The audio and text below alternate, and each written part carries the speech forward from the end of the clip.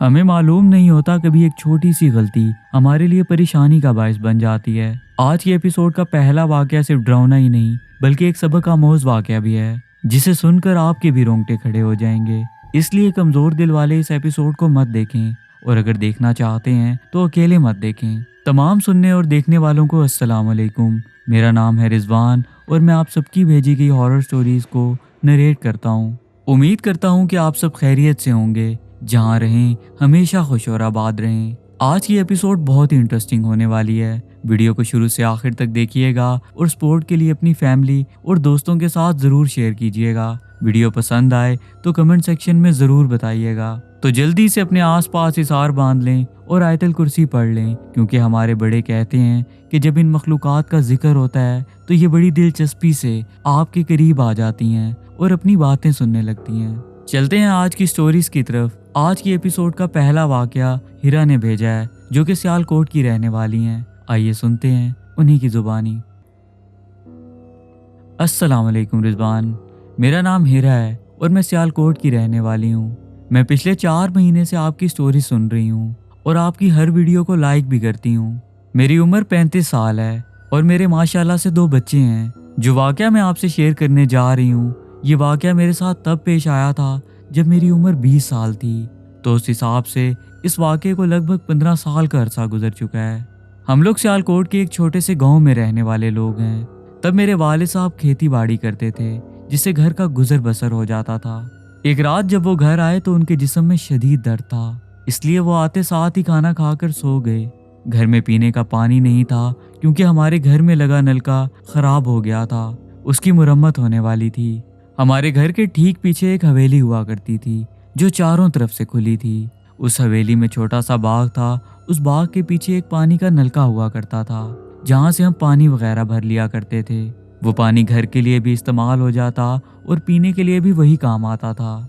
अब घर में पानी नहीं था और मेरे वालिद साहब सो चुके थे, इसलिए मैंने पानी के लिए बर्तन उठाया और सोचा कि पीने के लिए पानी भर कर लाती हूँ। जिस इलाके में हम रहते थे वो इलाका मुकम्मल तौर पर सेफ था।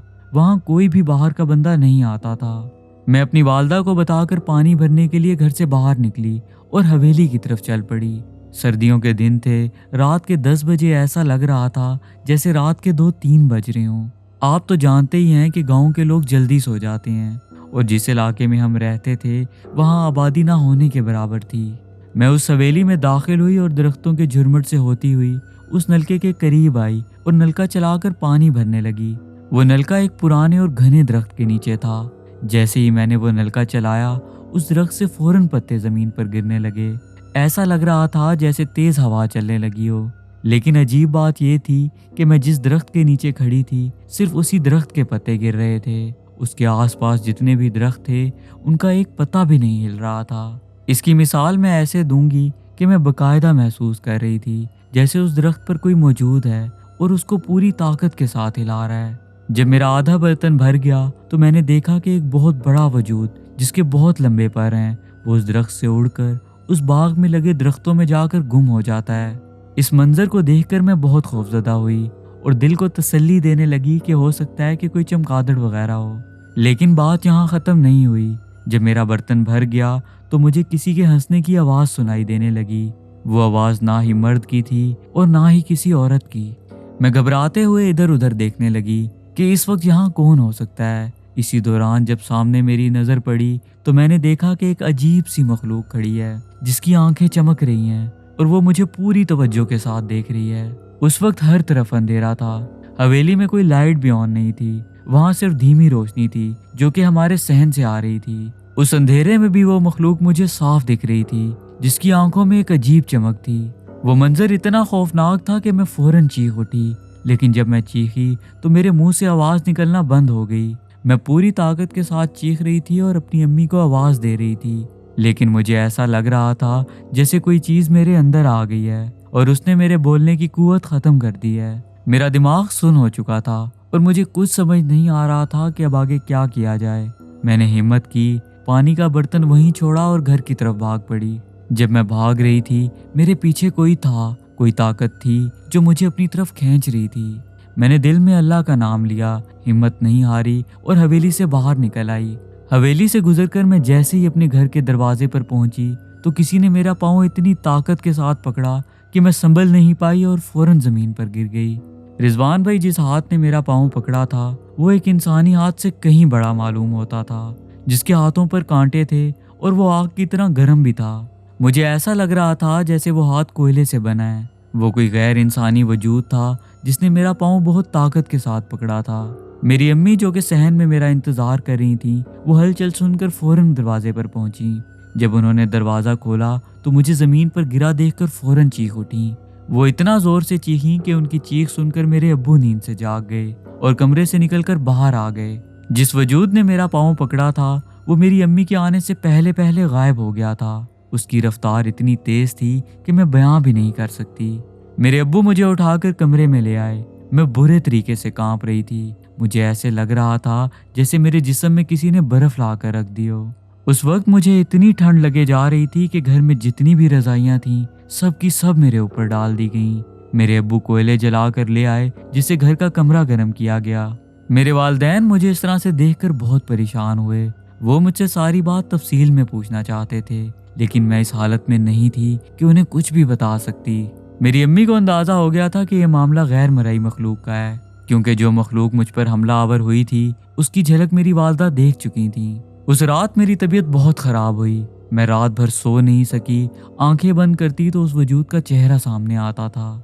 मेरी कैफियत ऐसी हो गई थी कि मुझे ऐसा लगने लगा था जैसे वो मेरे वालिदैन के होते हुए भी मुझे यहाँ से ले जाएगी।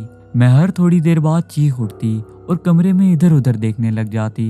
मेरी अम्मी ने मुझ पर बहुत दम किया। उस दम से मुझे फ़र्क तो पड़ा, लेकिन मेरी तबीयत बहाल नहीं हो रही थी।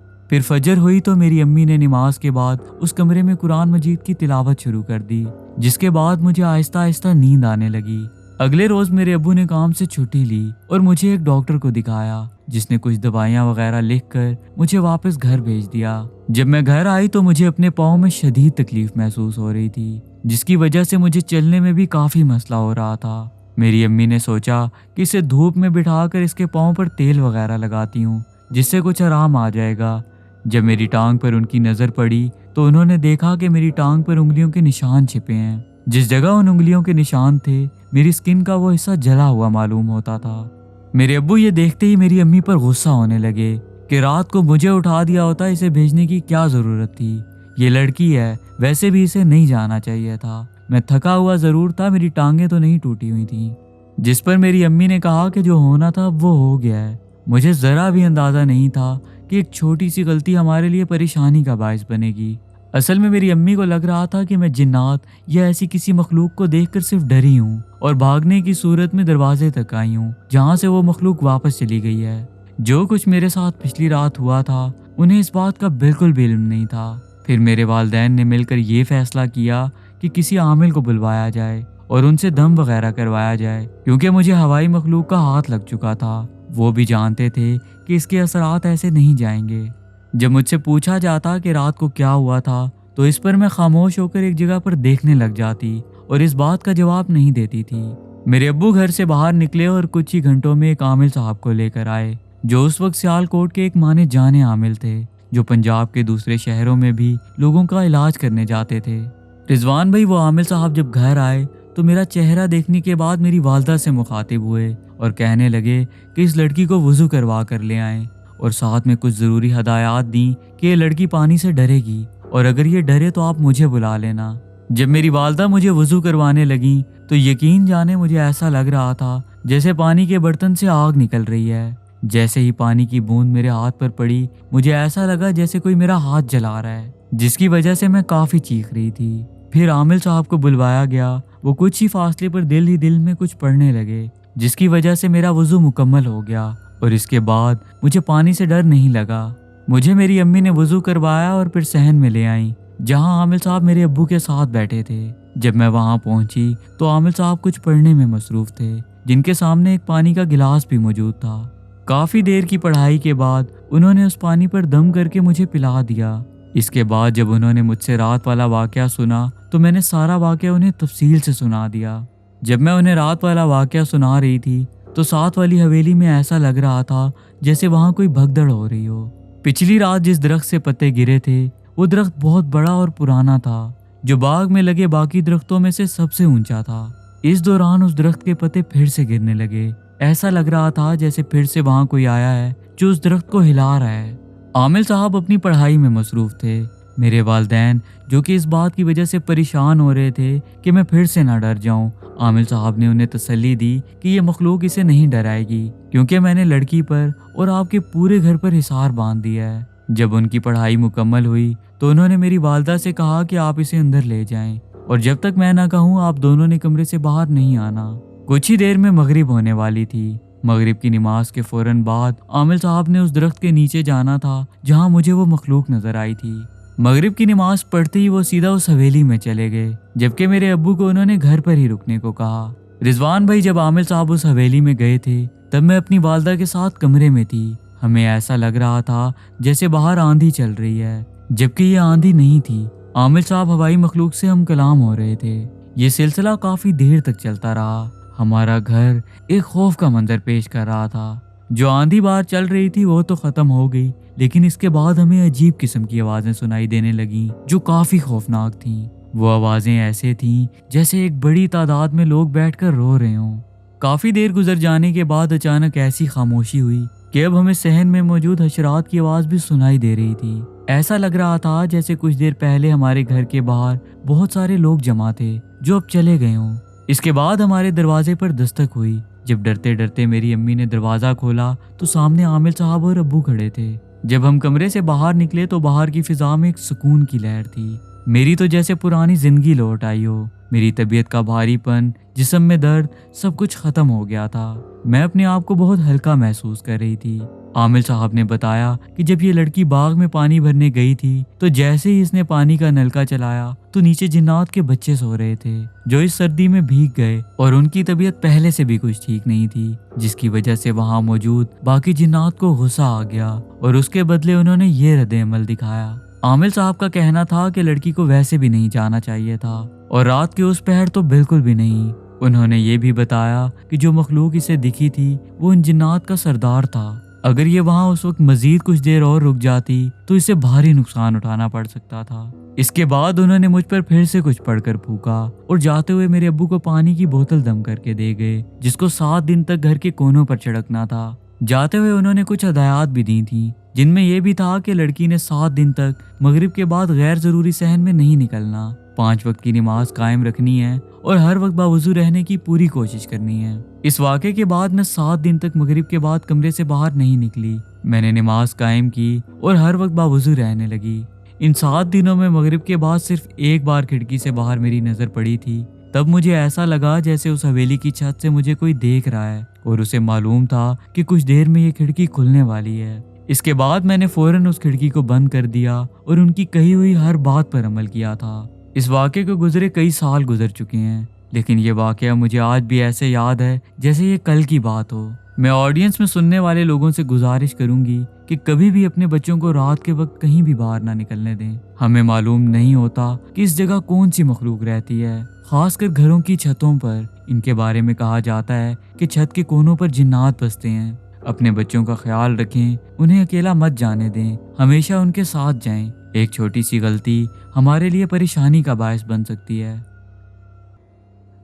अच्छा, नेक्स्ट वाक़े की तरफ बढ़ने से पहले मैं कुछ छोटी सी बात करना चाहूँगा। वो ये है कि आप लोग मुझे इतना सपोर्ट करते हैं और मेरे कंटेंट को पसंद करते हैं और कमेंट्स वगैरह करते हैं कि ज़्यादा से ज़्यादा एपिसोड्स अपलोड करें। ये एपिसोड मैंने बहुत टाइम बाद अपलोड की है। कुछ चीज़ें ऐसी थी, मैं पिछले दिनों काफ़ी कुछ चीज़ों में फंस गया था, तो ऐसा है कि अभी आज मैं ये एपिसोड अपलोड कर रहा हूँ। मेरी पूरी कोशिश है, मैं सबसे पहले मैं ये नहीं कहूँगा कि मैं एकदम डेली एपिसोड आपको दूंगा, लेकिन मेरी कोशिश है मैं वीक में 2 एपिसोड्स आप सबके लिए दूं। उसके बाद आहिस्ता आहिस्ता मैं इसको बढ़ाऊंगा और वीक में 3 एपिसोड्स लेकर आऊँगा। फिर कोशिश करूँगा कि मैं डेली की भी एपिसोड आप सब तक पहुँचाऊँ। और दूसरी बात मैं ये कहना चाहूँगा कि मैं अपने YouTube के चैनल का नाम चेंज कर रहा हूँ, तो आप लोग मुझे ज़रूर कमेंट सेक्शन में बताइएगा कि मैं अपने चैनल का क्या नाम रखूं। तो मैं अपना नाम ऐड करना चाह रहा हूं, तो मुझे आप लोग ज़रूर बताइएगा कि मुझे कोई सजेशन दीजिएगा। तो आप लोगों की राय मेरे लिए बहुत मायने रखती है।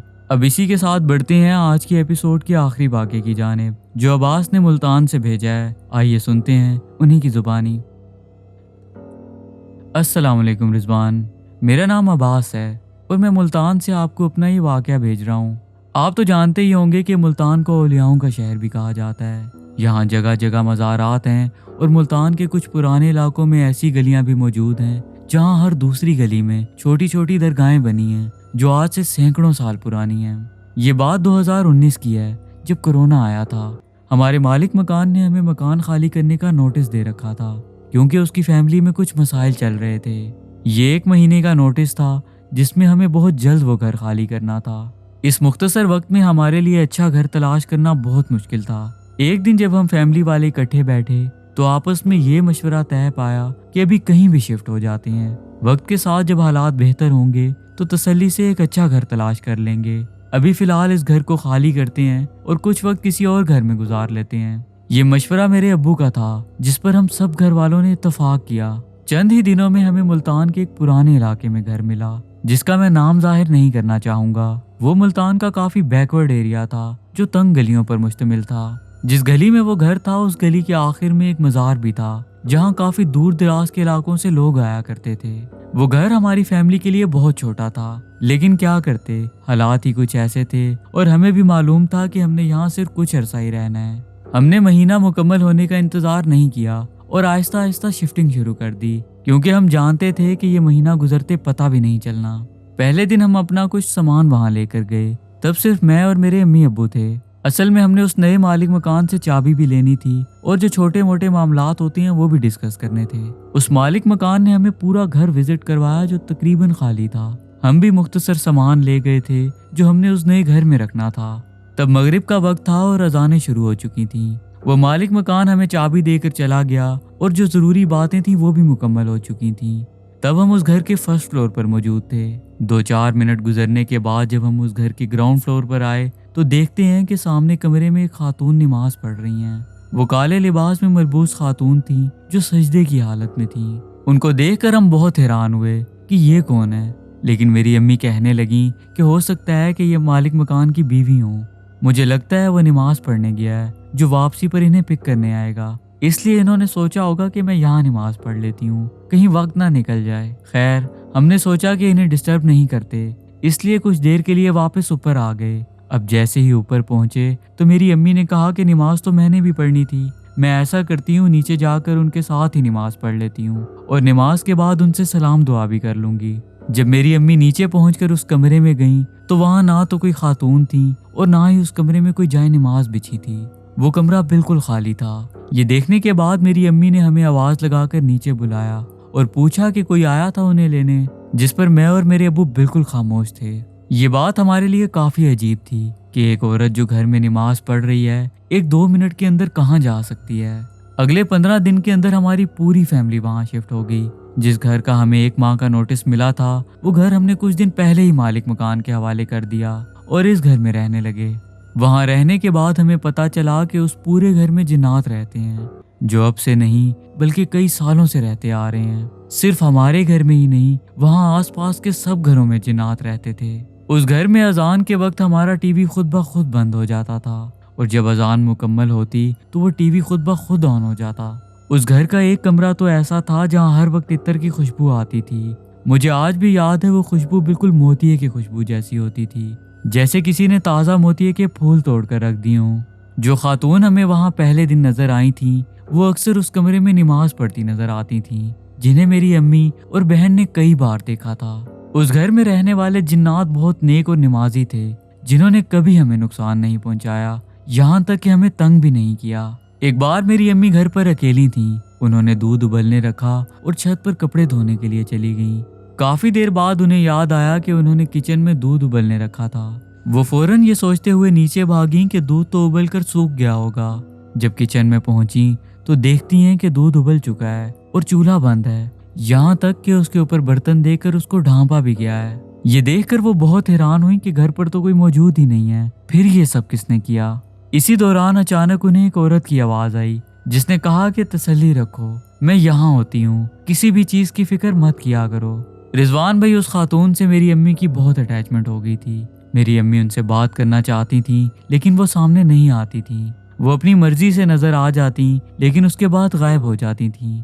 मेरी अम्मी ने हमेशा उन्हें नमाज की हालत में ही देखा। हम लोगों ने वहाँ 2 महीने गुजारे थे। वो घर छोटा ना होता तो हम वहाँ मजीद रहते, लेकिन वो घर हमारी फैमिली के लिए बहुत छोटा था। हमारे उस घर में वो 2 माह बहुत बहुत अच्छे गुजरे। ये मेरे घर के वाकयात थे जो मैं आपसे शेयर करना चाहता था। अल्लाह ताला आपको बहुत तरक्की दे। आपकी आवाज़ मेरे पूरे घर वाले पसंद करते हैं।